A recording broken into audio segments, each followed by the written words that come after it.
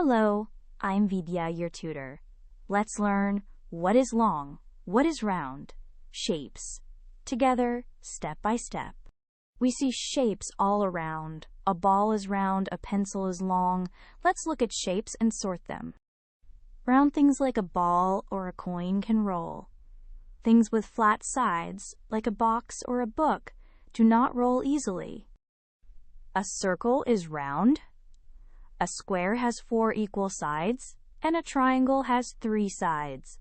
We see them everywhere. A wheel is shaped like a circle, so it can roll. That's why vehicles have round wheels. To recap, round things roll, flat-sided things stack, and we can name circles, squares, and triangles. Well done. Great work!